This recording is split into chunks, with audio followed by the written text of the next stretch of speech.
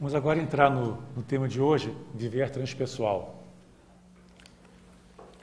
Para poder colocar bem esse tema, é interessante nós percebermos o quanto que nós vivemos de forma autocentrada. A nossa educação, a nossa cultura nos levou a valorizar muito o eu, valorizar muito a nossa personalidade. Toda a nossa cultura visa exaltar a personalidade, visa exaltar o poder, visa exaltar o sucesso. Então nós fomos educados para sermos ambiciosos, para chegarmos a ter alguma posição de destaque na sociedade, para desenvolver uma visibilidade diante dos outros e até mesmo para sermos superiores, mesmo que a custo do prejuízo dos nossos semelhantes. Então, a nossa cultura é permeada pelo eu. Quer dizer, o personalismo é muito exacerbado, especialmente aqui no Ocidente. Isso nos leva a uma postura muito crítica.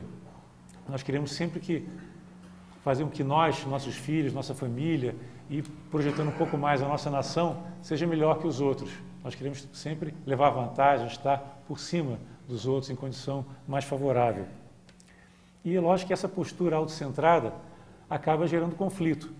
Se cada um quer defender o seu, mesmo que em detrimento do interesse dos demais. Se a visão do interesse pessoal se sobrepõe à visão do interesse coletivo, nós sempre vamos ter muitos conflitos.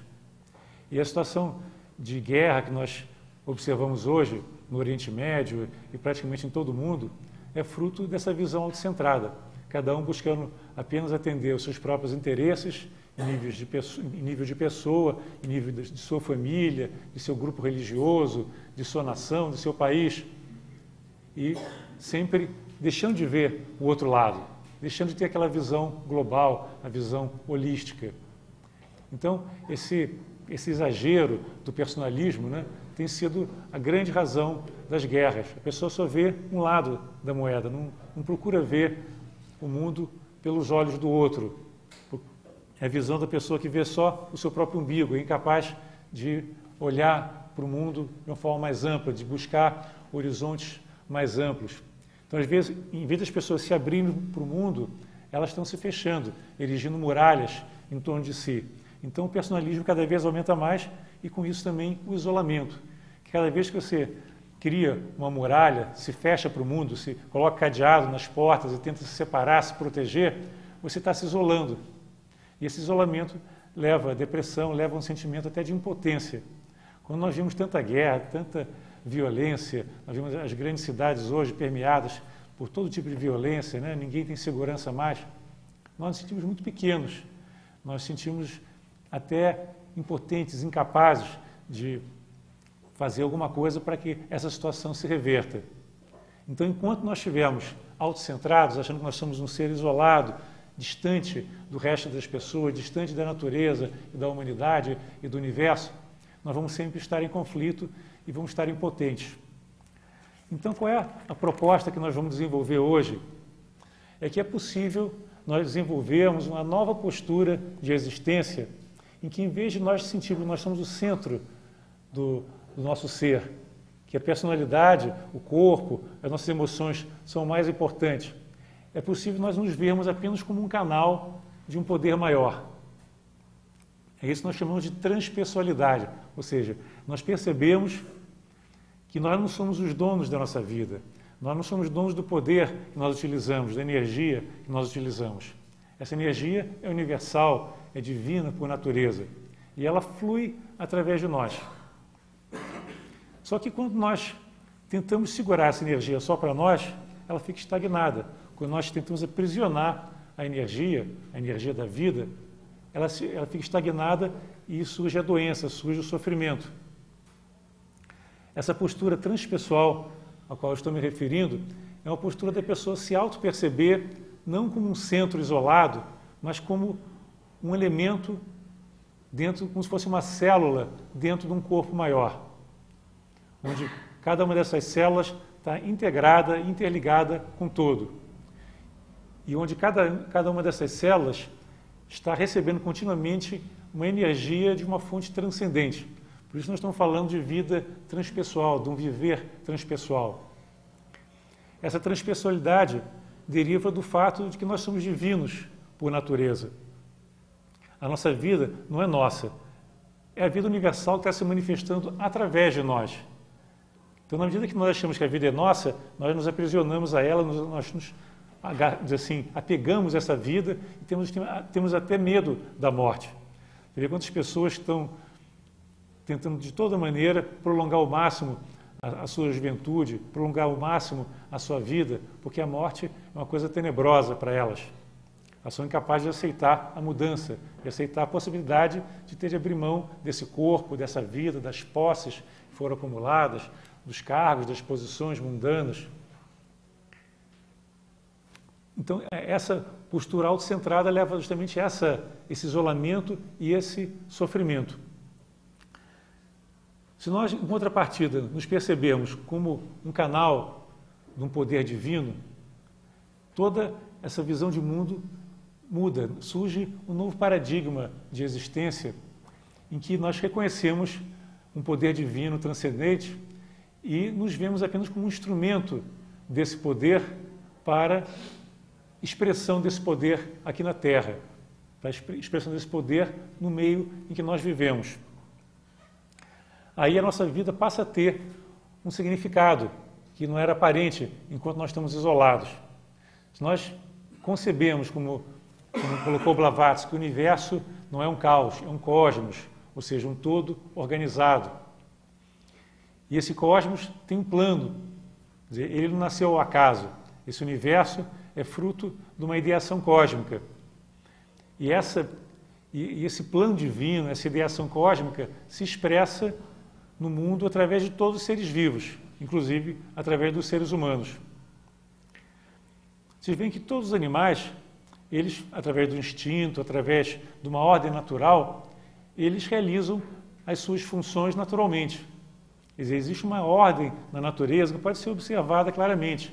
Você vê que na semente de uma árvore já está contida a árvore frondosa que vai crescer e desabrochar ao longo dos anos. Existe uma ordem implícita em tudo que é vivo. Existe uma organização nas células, né? No nosso pensamento, nas nossas emoções, tudo tem uma ordem, só que às vezes nós não percebemos essa ordem, nós percebemos mais o caos. E nós deixamos de perceber essa ordem na medida que nós não vemos esse todo, nós vemos apenas um aspecto do todo. Então, vendo apenas um lado, um aspecto do todo, nós deixamos de perceber a beleza que existe no universo, a ordem, né? O plano divino que permeia tudo que existe. Essa falta de capacidade, que é derivada do isolamento, é que gera essa incompreensão, essa impossibilidade de você ver o todo. Aí nós vemos só aquilo que nos interessa e nós distorcemos a realidade para atender aos nossos desígnios. Então, eu vou citar um trecho de Blavatsky que ela mostra de uma maneira muito interessante na Doutrina Secreta como que o universo é criado de dentro para fora.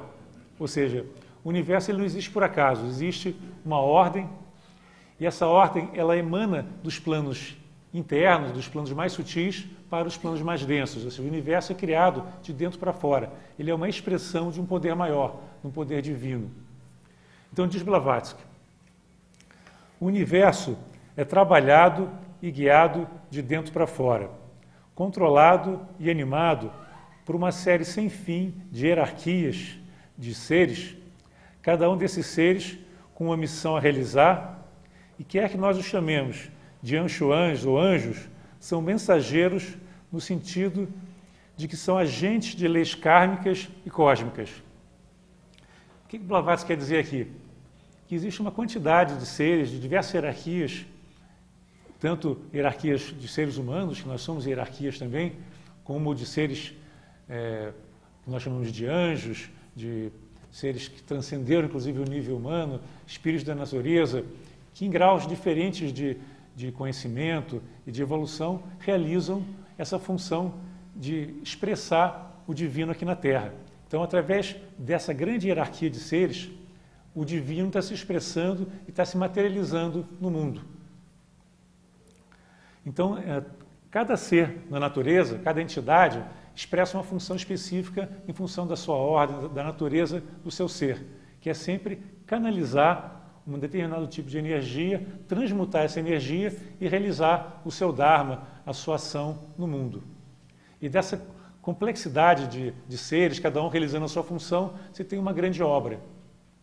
Você pode comparar o universo como um agregado de diversos seres, como se fosse numa grande obra, uma construção, por exemplo, onde cada um tem uma função bem definida. Um é o empilhador de tijolos, outro cuida da parte elétrica, outro cuida da parte hidráulica, outro planeja a telefonia. E assim você tem um todo onde cada um exerce uma função e o todo acaba se fundindo harmonicamente. Essa é a ideia que o Blavatsky está mostrando, que cada tipo, cada hierarquia de seres tem a sua função. Depois ela continua.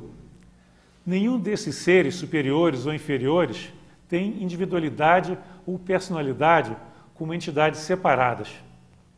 Isto é, eles não têm uma individualidade como o homem que diz eu sou eu e ninguém mais. Nós temos essa ideia de achar que nós somos eu e mais ninguém. Essas hierarquias de seres, os anjos, os arcanjos, os espíritos da natureza, eles não têm essa sensação que nós temos de individualidade. Em outras palavras, continua Blavatsky, eles não estão conscientes da separatividade como dos homens, os homens que vivem na Terra. A individualidade é característica de suas respectivas hierarquias e não de seus componentes unitários. Então, Blavatsky quer dizer que no universo o ser humano é o único que assim, vai um pouco contra a ordem natural das coisas na medida que ele quer se afirmar, quer colocar a sua individualidade, a sua personalidade como sendo mais importante que o todo. Que o normal, nas hierarquias, é cada um ter a sua função e todos colaborarem para que o plano divino, assim, as diversas funções sejam realizadas harmonicamente. É assim que funciona o corpo humano. Cada órgão do corpo humano tem uma função. E essa integração orgânica se dá de uma forma holística. Cada órgão não conhece perfeitamente a função do outro, mas um trabalha em sintonia com o outro, em harmonia com o outro, e você tem, então, a saúde fruto da integração harmônica dessa organicidade, né, do nosso corpo, dessa complementariedade dos órgãos, das células, do sistema nervoso e tudo mais. É assim que o universo deveria funcionar, onde cada parte é responsável pela sua função dentro do todo e deve realizar essa função com maestria da melhor forma possível. E essa postura, então, que nós deveríamos também estar realizando como uma das hierarquias a que Blavatsky se refere. Nós somos uma das hierarquias criadoras do universo. Cada um de nós tem um Dharma. Essa palavra Dharma é uma palavra indiana que pode ser traduzida de diversas formas, mas a melhor tradução para mim é de dever. Cada um tem uma missão, um dever a realizar na sua vida. E essa missão pode, inclusive, mudar ao longo da vida, em função de cada momento que vai surgindo. E realizar o seu Dharma é realizar a sua função, o seu objetivo de vida. E nós nos realizamos e nos tornamos seres felizes na medida que nós conseguimos nos harmonizar com essa nossa função aqui na Terra. Nós não estamos aqui por acaso. Então, realizar o Dharma é expressar aquilo que nós temos que expressar. É ser um veículo do divino, expressando todas as potencialidades que nós já temos inerentemente. Então, cada um tem uma potencialidade diferente. E essa potencialidade é fruto do tipo de trabalho que ele tem que realizar aqui na Terra. E cada um de nós é diferente. Então, você querer realizar o trabalho do outro, geralmente não vai dar certo. Porque cada pessoa tem uma estrutura mental, física, psicológica que é apropriada para a sua função, para o seu trabalho, para o seu Dharma nesse mundo. Somente quando nós nos percebemos disso, nós entendemos que nós temos uma missão que é só nossa, de mais ninguém, nós somos capazes, então, de invocar a presença divina em nós e expressar de uma forma transpessoal essa divindade, sendo, então, um veículo do divino. Então, a nossa função devia ser muito mais de um focalizador de energia do que de um agente independente. Nós, geralmente, achamos que nós somos donos do nosso próprio nariz e podemos fazer o que nós quisermos nesse mundo. Nós devemos ter muito mais humildade e percebemos que nós somos muito poucos diante dessa grandiosidade do universo. Nós somos quase nada enquanto seres isolados. Agora, se nós nos entendermos, nos percebermos como todo, aí nós não temos limite, nós temos a própria divindade. E isso faz toda a diferença. se nós realizarmos a nossa divindade e nós percebemos que nós somos células de um corpo maior e que nós podemos transformar o mundo, podemos transformar a humanidade, podemos transformar o universo através da nossa ação, isso nos dá uma energia, um bem-estar extremamente grande. Por isso que a meditação ela tem uma função das mais importantes, porque no momento da meditação nós esquecemos um pouco esse nosso eu, esse eu que nos aprisiona, esse eu que está sempre sendo um grilhão, sendo um impedimento para a realização do divino. Nem que seja durante poucos minutos que nós conseguimos de fato meditar, nós nos voltamos, nós sintonizamos o nosso eu divino, a nossa contraparte divina, e nós nos oferecemos como canais para a divindade se expressar aqui na Terra. Então a verdadeira meditação tem que ser um ato de abertura para o divino, uma espécie de uma invocação, depois uma canalização de energia, uma focalização dessa energia e o uso dessa energia para transmutar o nosso mundo. E é isso que na literatura teosófica e também hinduísta, nós dizemos que é o trabalho do avatar. O avatar realiza exatamente essa função de transmutação, de transformação, na medida que ele está totalmente integrado com o plano divino e se oferece como instrumento desse plano. Então, todos nós podemos ser avatares na medida que nós passarmos a operar conscientemente como instrumentos do divino nesse mundo. E todos nós temos essa capacidade. Pelo fato de nós sermos divinos, nós podemos ser um fator de transformação. Enquanto seres isolados, nós não somos nada. Mas enquanto seres divinos, enquanto avatares, nós podemos transformar o mundo. Isso é uma coisa fantástica. Dependendo do grau com que nós conseguimos, dizer assim, obscurecer aquele eu separatista e nos abrir para o divino, nos abrir para o universo, maior vai ser a quantidade de energia que nós vamos canalizar. O que distingue um grande ser de uma pessoa comum? Um mestre de sabedoria, né? Um grande instrutor de uma pessoa comum? É que esses grandes mestres, eles não têm um pingo de personalismo. A vida deles é uma vida totalmente voltada para a realização do divino aqui na Terra. Eles são canais, e é por isso que nós dizemos que eles são avatares, porque eles não veem em nenhum momento o seu interesse pessoal, eles só veem o interesse do todo, o interesse do universo, o interesse da raça, o interesse da população como um todo. É por isso que nós vemos na vida desses grandes seres um grande exemplo, porque eles conseguiram suplantar o egoísmo e se ofereceram como canais de transformação. Vocês se lembram que Cristo disse na cruz: seja feita a vossa vontade, não a minha. E isso é exatamente a postura do avatar, né? Ele obscurece o seu desejo pessoal e se coloca à disposição para a vontade maior, que é a vontade divina. Então, nesse momento, ele recebe um influxo de energia fabuloso. E esse influxo energético, ele tem um poder de transformação incrível. Quanto maior a abertura, quanto maior a impessoalidade da pessoa, maior a energia que é capaz de fluir. O nosso egoísmo é que bloqueia essa energia. Se nós nos fechamos, né, olhamos só para o nosso próprio umbigo, nos preocupamos só com a nossa personalidade, nosso corpo, nossas emoções, nossas posições, nós estamos fechados. A energia fica estagnada e não flui. Um avatar não, ele está sempre aberto. Ele se abre, aí aquela revelação desce através dele e se difunde como um fator de transformação na humanidade. E você vê a característica de todo grande ser é a ausência de egoísmo. Um exemplo assim recente que a gente teve, muitos tiveram ocasião até de encontrar pessoalmente, é a figura de Krishnamurti. Krishnamurti consideram-se dos maiores seres que tiveram na humanidade nos últimos anos, e ele é bem assim um exemplo do que é um avatar. Total ausência de egoísmo, a tal ponto que quando ele se referia a si próprio, ele se chamava de orador e não de eu.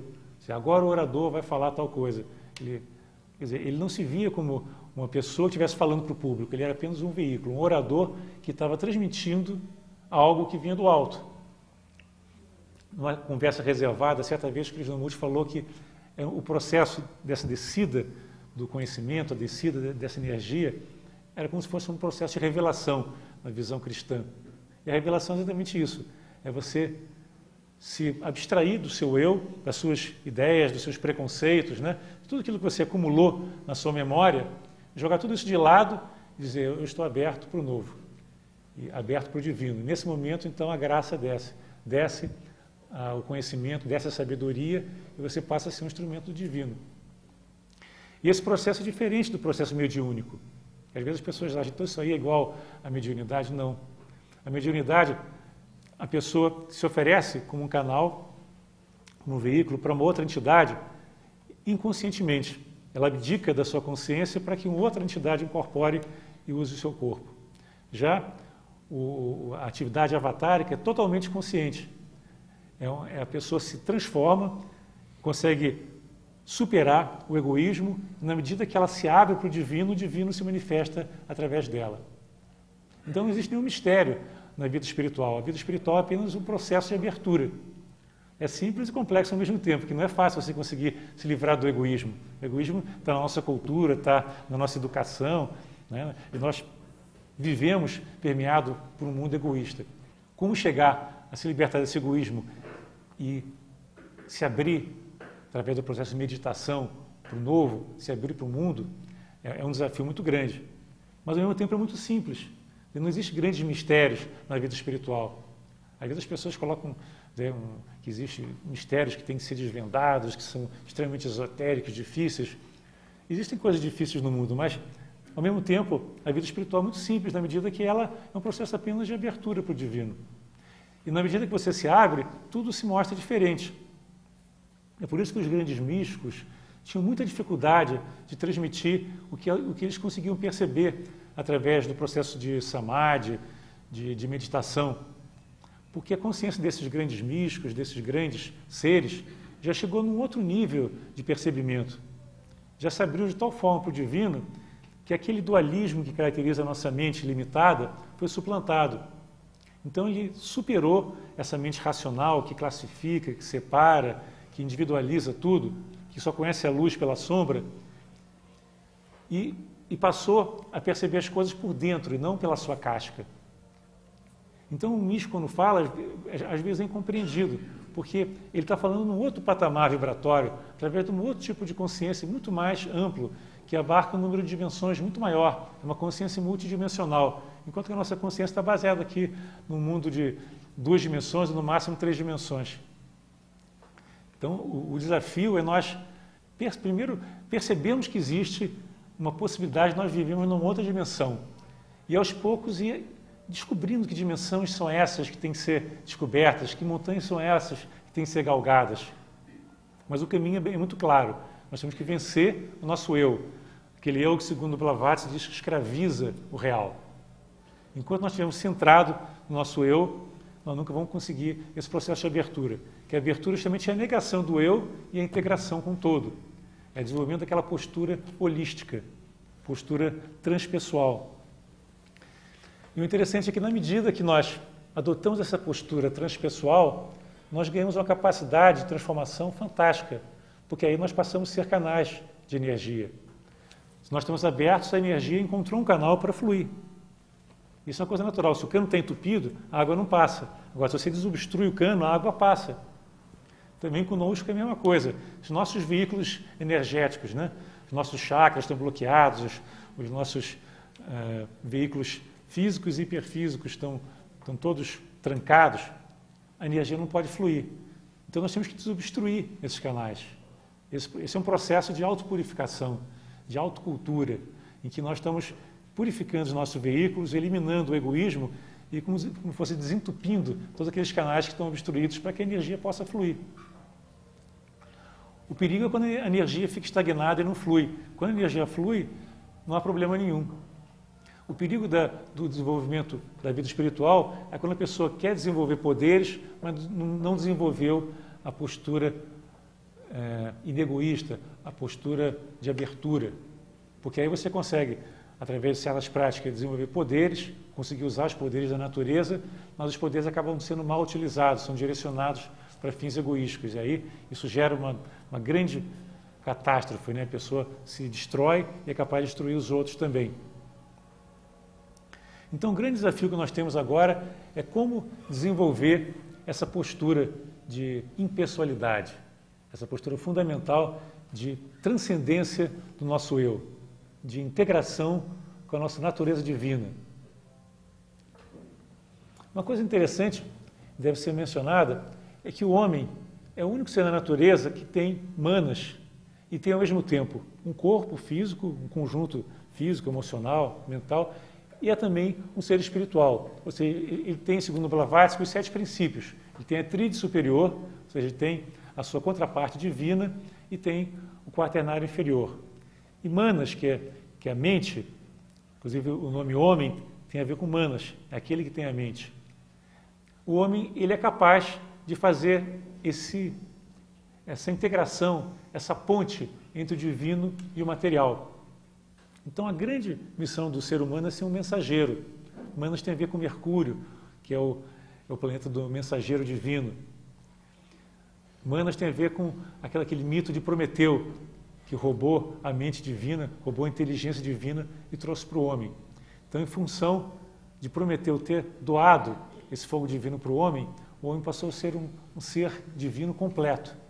Ele tem essa capacidade de transitar entre o material e o espiritual. Ele pode gravitar tanto para cima, se voltando para o divino e absorvendo todo esse poder, essa luz divina, como ele pode se voltar para o material e se envolver no mundo egoisticamente material. E isso é uma coisa fantástica, né? E vocês percebem que na nossa vida tem momentos que nós estamos voltados para cima, né, na meditação, e tem momentos que nós estamos muito enredados e envolvidos na vida material, preocupados com a nossa sobrevivência, preocupados em ser alguma coisa, em ter poder, ter posição. Então, existe esse paradoxo dentro de nós. E é difícil dar um salto definitivo só para o divino. Então, qual é o trabalho a ser realizado? É estar ciente que nós temos essa natureza material, mas que essa natureza material tem que ser transmutada. E o processo avatárico é justamente isso, é você canalizar o divino para transmutar o material. E esse material tem que ser mudado, tem que ser transformado. Às vezes os místicos têm uma ideia falsa de que você tem que negar o material para chegar ao divino.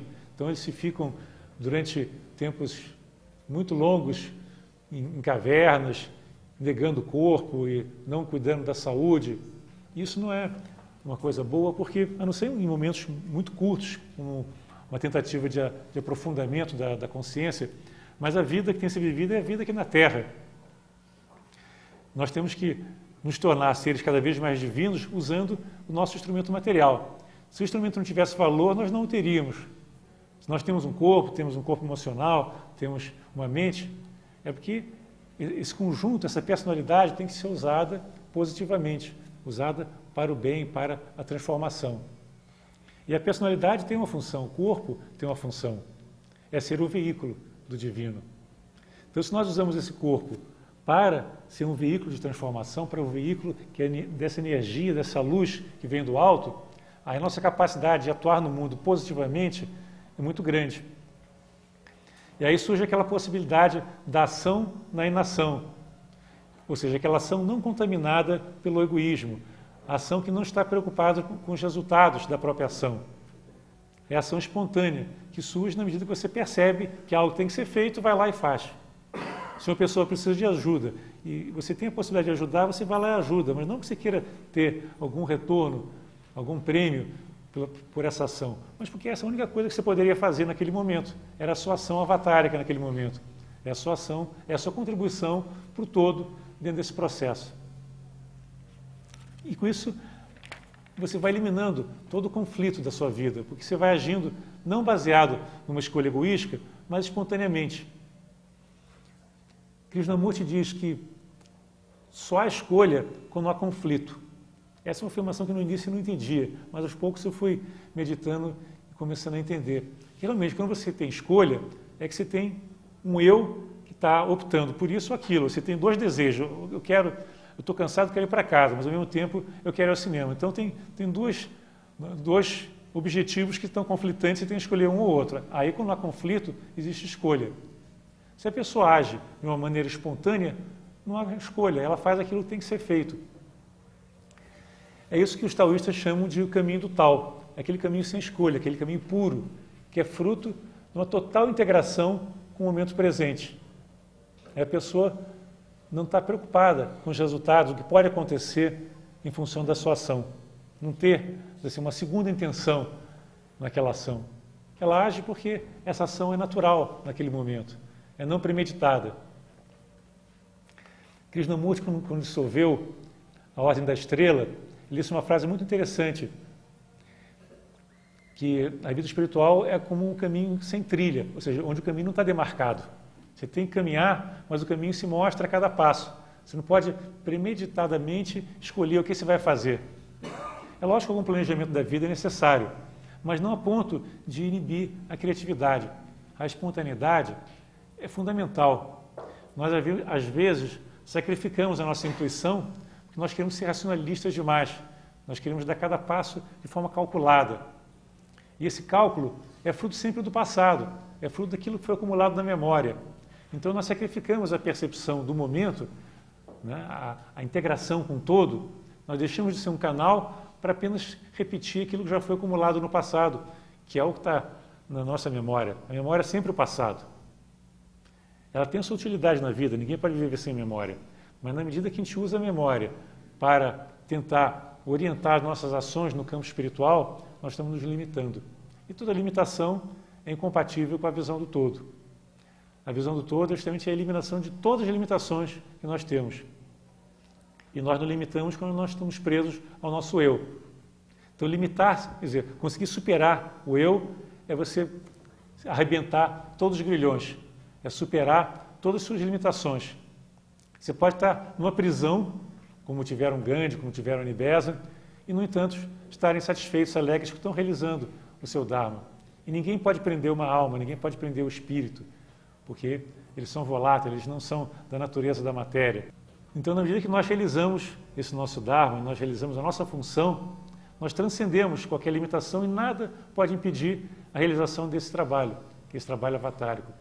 Então, você vê a energia de um grande ser é tão grande porque ele não tem nada que possa impedir a sua ação é totalmente integrada naquele momento. Aí vocês podem dizer, poxa, mas o Cristo foi crucificado, né? Tem até esse filme agora, Paixão de Cristo, que demonstra isso de maneira bastante violenta. Mas qual o problema? A vida está cheia de momentos em que o corpo tem que passar por dores, sofrimentos, mas quem está sofrendo é o corpo, é a personalidade. O espírito está sempre livre. Então nós podemos passar e vamos passar ao longo da nossa vida por momentos muito difíceis. E é através desses momentos que nós vamos aprender.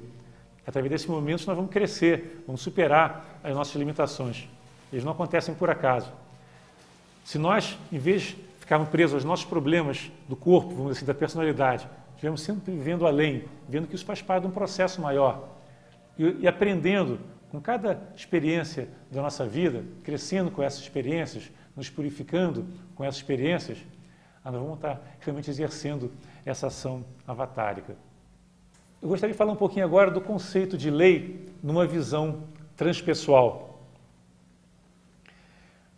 Dentro da nossa visão convencional, nós às vezes confundimos o que é uma lei interna, orgânica, de uma lei externa imposta. Todo organismo tem as suas leis, vamos dizer assim, naturais. Quer dizer, o coração bate, o pulso pulsa, se você tem um corte, todo o organismo se mobiliza para reparar aquele dano que foi feito na pele. Então, existem ações no universo, tanto nos vegetais, nos animais, nos minerais, como no ser humano, que são ações naturais. Ou seja, o nosso corpo, por exemplo, ele tem uma lei orgânica, mas essa lei não é nada imposto, é uma coisa natural. Agora, existem leis externas. Quando os seres humanos estão desorganizados,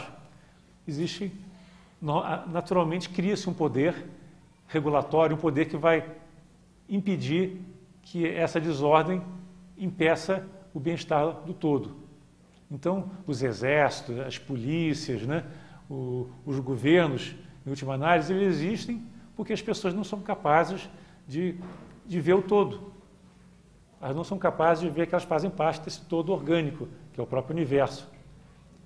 Então, na medida que as pessoas se tornaram egoístas e se separaram do todo, cada vez mais se tornou necessário a polícia, o exército, os governos e todo tipo de movimento coercitivo, movimento que vai coibir a liberdade das pessoas, porque elas não estão sabendo usar a sua liberdade. Vocês imaginem, por exemplo, numa obra.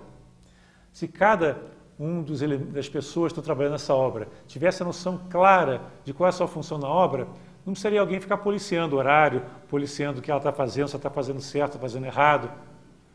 Porque a pessoa já teria a noção clara do seu trabalho. E o seu trabalho seria único, seria aquele trabalho que tem que ser realizado naquele momento em função do plano global. Então você tem o arquiteto que projeta, né, uma obra. E tem aqueles executores que vão executar a obra. Se cada executor tivesse noção bem clara do seu trabalho, da sua missão, seria uma coisa natural, não seria ninguém ficar coordenando todo esse overhead que existe, né, de pessoas supervisionando um nível, depois supervisionando no outro nível, no outro, tentando impedir que as pessoas saiam dos trilhos, seria desnecessário. E na nossa vida o mesmo ocorre. Existe um plano, que é o plano divino, que é o plano do grande arquiteto do universo, o demiurgo. Na medida que essa noção do plano foi perdida, as pessoas acabam se voltando apenas para o seu interesse, e aí existem guerras, existem discordâncias e conflitos. E aí você tem que ter a polícia, tem que ter alguém para coordenar e impedir que as coisas saiam do trilho, para garantir que, pelo menos, o bem comum seja, até certo ponto, mantido. Então, vocês já imaginaram se as pessoas não precisassem de obedecer a leis externas e obedecessem apenas às suas leis internas? Que maravilha que seria um mundo em que as pessoas agiriam corretamente, não por imposição, mas porque elas sabem que aquilo tem que ser feito. Aquilo é o seu dharma, aquilo é a sua missão na sua vida. Eu pergunto, será que nós não podemos também agir dessa forma? Nós, nossos filhos, nossa família, nossos amigos, será que nós não podemos mudar essa atitude egoísta para uma atitude em que nós estamos agindo corretamente, não porque alguém está olhando, alguém está exigindo, ou que alguém está querendo impor isso, porque aquilo é a única coisa que pode ser feita. Aí você pode dizer, poxa, mas se eu não obedecer ao poderoso, ele vai abusar de mim, vai me prender, vai me despedir. Mas aquela pessoa que está totalmente harmônica consigo própria, que não quer abrir mão da sua integridade de forma nenhuma, que não abre mão dos seus princípios, ela não está preocupada com o que pode lhe acontecer. Ela sabe que o universo é um todo e que nada vai lhe acontecer que não seja obra desse todo, que nada pode ir contra o poder divino, a luz divina, que nada acontece por acaso. Então, se ela tiver de sofrer, se ela tiver até de morrer, tudo bem, ó, todo mundo vai ter que morrer um dia também, e se aquele é o seu momento, ótimo. Krishnamurti, uma vez numa palestra que eu assisti, estava dizendo justamente isso. A pessoa estava pressionando ele, um dos ouvintes da palestra, estava dizendo, poxa, mas se eu levar esse tipo de vida que você preconiza, eu vou ser preso. Eu falei, tudo bem, você pode ser preso, mas se eu for preso e continuar defendendo meus ideais, eu posso até morrer. Tá bom, então morra. O problema é se você negar os seus ideais, se você for contra os seus princípios. Aí sim você vai viver em conflito, aí você vai viver miseravelmente. A morte é uma coisa natural. Se você viver e morrer alegremente, não há nada melhor que você pode fazer na vida. Isso é uma coisa fantástica, né? Se as pessoas pudessem perceber isso, né? Perceber o alcance dessa postura transpessoal de abertura, de desligamento das coisas pequenas que permeiam a nossa vida material e egoística. Então, nós temos que recuperar esse sentido do Dharma, começar a descobrir essa voz interna, que Blavatsky chamava de a voz do silêncio. É aquela voz que soa quando a mente está silenciosa. A mente tagarela muito, né? Ela está sempre falando, faz isso, faz aquilo, eu tinha que fazer tal coisa, não fiz, eu devia ir a tal lugar, não fui, eu preciso fazer isso, preciso fazer aquilo, né? E julgando, comentando, classificando. Essa mente super tagarela não dá chance para o nosso eu divino se manifestar. Ela ocupa totalmente a nossa consciência. Não há oportunidade para o novo se manifestar. Não há oportunidade de você olhar para um céu estrelado e apreciar a beleza daquele céu, para ver um pôr do sol, uma flor silvestre no caminho. A mente está galerando, classificando, comentando, pensando no passado, o que eu devia ter dito, o que eu devia ter feito, né? E aquela pessoa agiu mal comigo, então eu vou revidar. Então, é aquela mente sempre ocupada com problemas do dia a dia, que são problemas do eu. E perde essa oportunidade de viver intensamente o aqui e o agora, que é o único momento que nós temos. Se nós estamos preocupados com o passado, nós não estamos vivendo. Nós estamos sem liberdade. Viver com liberdade, viver intensamente esse momento aqui e do agora. E na medida que nós transcendemos então aquela exigência de seguir alguma coisa, seguir a moda, seguir o patrão, seguir a religião, seguir as leis sociais, todo tipo de lei que querem nos impor, se nós agimos de acordo com aquilo que é correto, que é a nossa maneira, o nosso entender de ver o mundo corretamente, nada pode nos abalar. É lógico que isso exige uma energia muito grande, mas essa energia vem na medida que nós nos abrimos para o divino. Isso que é interessante. Se você adota essa postura de abertura, você vai ter muito mais energia para, inclusive, conseguir superar essas dificuldades. Se você se fecha, a energia não flui e você está isolado, está insatisfeito diante do mundo cruel. Se você assume essa postura divina, senão eu vou fazer aquilo que tem que ser feito, eu vou assumir o meu Dharma, eu vou assumir a minha vida e seguir o meu caminho, seja lá qual for, eu vou ter que cruzar, passar por cima das pedras que estiverem no caminho, mas vou chegar lá, vou chegar no meu objetivo. Eu vou subir a montanha, mesmo que eu tenha que me ralar um pouco, mas eu vou chegar lá no alto, eu vou chegar no meu objetivo. E não colocar um objetivo muito concreto, muito rígido.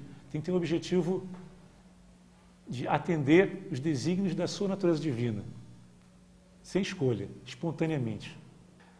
Agora eu queria colocar também, falar um pouco sobre o amor dentro dessa visão transpessoal.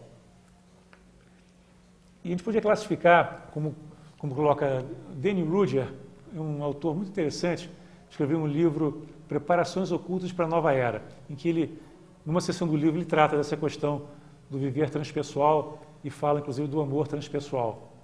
E ele coloca que o amor pode ser classificado, assim, pode ser abrangido em 3 fases. A primeira fase é do amor tribal. É o amor que a gente vê, assim, nas pessoas mais primitivas. Esse amor tribal é caracterizado por uma atitude mais ou menos orgânica em relação à natureza. O amor tribal, ele reproduz,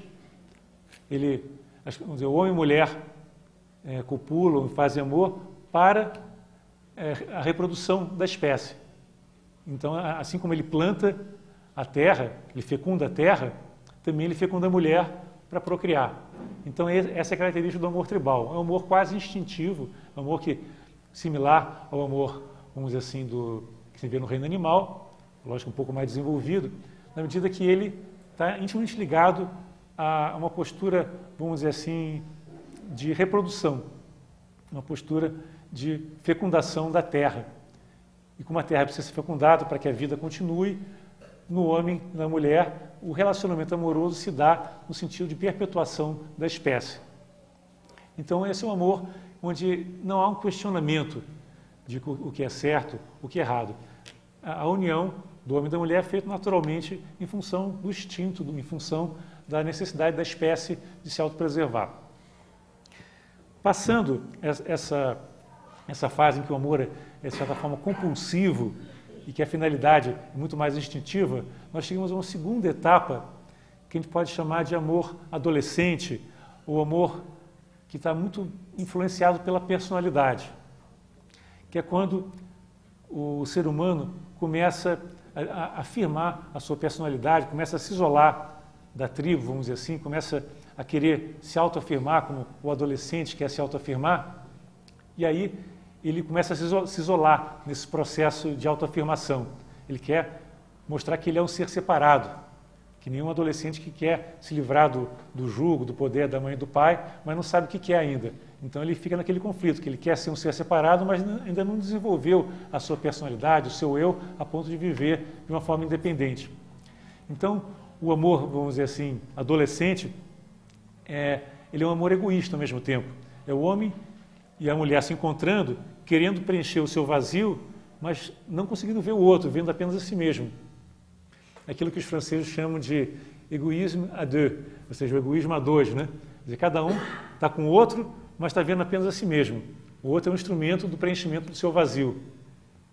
E isso é muito comum nos nossos relacionamentos, né? Nós vemos isso muito, né? Não é uma fase que já foi suplantada. É o que mais se vê hoje no mundo é o amor egoísta. É o amor da pessoa que quer apenas preencher o seu vazio, quer transcender aquele mundo separatista, um mundo cheio de conflitos. Porque no momento que há o ato sexual, a pessoa, naquele momento fugaz, ela consegue superar a sua visão separatista. No orgasmo, a pessoa, de certa forma, esquece o seu eu.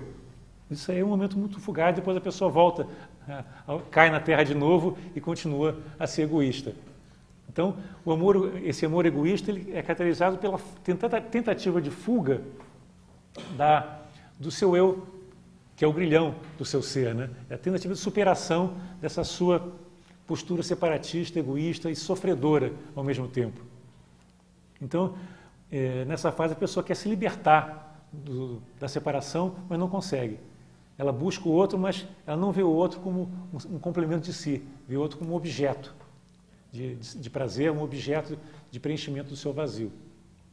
Então, a pessoa durante muito tempo vive nessa postura da mulher objeto, do homem objeto, até que um dia, através da evolução, ou até mesmo através do próprio sofrimento, surge uma nova visão, uma visão mais espiritual do amor, que a gente pode chamar de um amor transpessoal.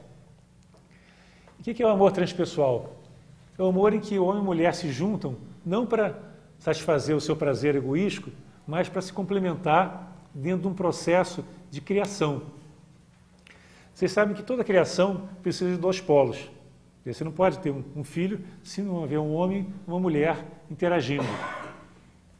E na natureza, para que você dê nascimento a qualquer elemento, sempre você tem que ter os dois polos, positivo e negativo, o yin e yang, tudo na natureza é complementar. E da interação do masculino com o feminino, do positivo com o negativo, é que você tem a criação. A criação é sempre um ato de sexualidade, no sentido que é a interação de dois polos gerando o terceiro, que é o filho. É o homem e a mulher, o positivo e o negativo, que se relacionam para gerar a prole, para gerar o produto dessa relação. Então, a criação ela pode ocorrer em diversos níveis. Através do ato sexual, você cria um filho, mas através do relacionamento do homem e de uma mulher, você pode criar coisas maravilhosas no universo. Sempre para criar qualquer coisa no mundo material, você tem que ter os dois princípios. Esses princípios atuam em diversos níveis, até da tensão entre o espiritual e o material que surge o universo. É sempre através da interação dos pares de opostos, que você consegue ter a geração de qualquer coisa que seja. Então, o homem se colocando de forma transpessoal em relação à mulher e a mulher em relação ao homem, surge um amor maduro, um amor capaz de produzir, porque é um amor que um se oferece para o outro como um canal. E a energia sempre flui de um polo para o outro. Você vê como é que flui a energia elétrica? Você tem que ter os dois polos, o positivo e o negativo. Aí a energia pode fluir. Como é que cai um raio? Você tem uma diferença de potencial entre o céu e a terra, isso gera o raio. Então é sempre através da diferença de potencial, da relação que existe entre o positivo e o negativo, o masculino e o feminino, é que pode haver um fluxo energético. Então o homem e a mulher têm que ser vistos, né, no seu relacionamento amoroso como instrumentos de criação de uma ordem melhor. E o amor transpessoal, então, é exatamente isso. É a interação dos dois polos, do masculino que se coloca em relação com o feminino, para que a energia possa fluir de uma forma mais intensa. Então, você vê que beleza se nós conseguirmos entender nosso relacionamento amoroso com o nosso esposo, com o nosso namorado, ou mesmo com nossos filhos, né? Dessa forma, com uma interação entre dois polos que estão se unindo para realizar um trabalho, para realizar uma criação nesse mundo. E isso é uma coisa muito bela, né? Você se oferecer ao divino como instrumento da criação. Quando um casal descobre essa postura e se oferece para o divino, os próprios filhos passam a ser uma expressão dessa atitude transpessoal. Se na hora que o homem e a mulher se juntam para ter um filho ou uma filha, eles se oferecem como instrumentos do divino, esse filho pode ser realmente um filho muito especial, porque ali está sendo criada uma corrente energética altamente favorável à descida de um grande ser. E somente assim um grande ser pode descer, na medida que ele sente que existe, naquele momento, naquele instante, um fluxo energético que é impessoal, que é voltado para a construção de um mundo melhor. Então você vê o que nós podemos construir na medida que nós nos voltamos para o outro, não como um eu separado, mas como um todo, o homem e a mulher, o pai e o filho, a mãe e a filha, eu e o vizinho, eu e o patrão, todos nos relacionando como seres complementares. Aí a energia pode fluir abertamente, a energia flui naturalmente, porque os dois polos estão colocados e estão prontos para interagir. Essa sexualidade que eu estou me referindo, ela pode se dar em vários níveis, em vários planos. Quer dizer, a energia pode fluir não só no físico, né, através do orgasmo físico, né, quando duas pessoas estão tendo um ato sexual, mas ela pode fluir no nível emocional, no plano mental ou até no plano espiritual. Diz, inclusive, que um casal que está muito bem integrado, muito harmônico, ele permite que a energia flua não só no ato sexual. O ato sexual pode ser até dispensável, porque a energia pode fluir, esse curto entre o positivo e o negativo pode ocorrer em diversos níveis. E aí, quanto mais alto o nível em que essa interação se dá, maior o poder energético que flui. Então você vê a beleza do amor transpessoal, é aquele amor criativo, é o amor que coloca em relação dois polos com a capacidade de transformação da humanidade.